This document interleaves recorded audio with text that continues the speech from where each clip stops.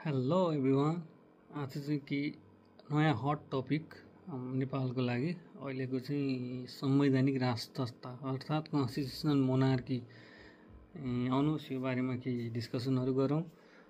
र यो संवैधानिक राजसंस्था चाहिँ फर्स्टमा चाहिँ यो कुन कुन कन्ट्रीहरूमा चाहिँ स्टिल अहिले छ भन्दाखेरि चाहिँ अहिले पनि यो UK, Australia, Canada, Spain, Denmark, Sweden जस्ता डेभलप कन्ट्रीहरूमा सक्सेसफुल्ली अहिले पनि र धेरै वर्ष पहिलेदेखि सयौँ वर्ष अगाडिदेखि यो सिस्टम चलि नै आएको छ र फ्युचरमा पनि यो चल्ने नै देखिन्छ। अनि मोस्ट इन्ट्रेस्टिङ कुरा चाहिँ के छ भन्दा साथीहरू, अहिले नेपाल चाहिँ के हो, अहिलेको संविधान जुन छ नेपालमा 72 सालको, यसमा चाहिँ नेपाल भनेको चाहिँ federal democratic Republic of Nepal भन्छ होइन, सङ्घीय लोकतान्त्रिक गणतन्त्र नेपाल।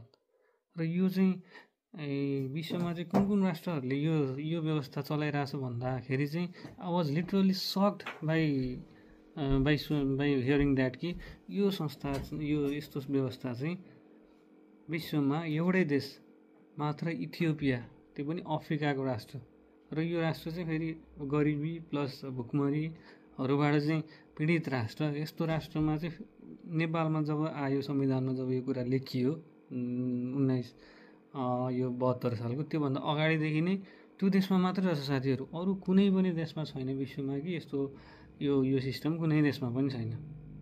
भनेपछि चाहिँ आफै सोच्यो साथीहरू, अब आउने दिनहरूमा चाहिँ हाम्रो देशमा चाहिँ संवैधानिक राजसंस्था ठिक या अहिले यो जुन छ सङ्घीय लोकतान्त्रिक गणतन्त्र नेपाल ठिक?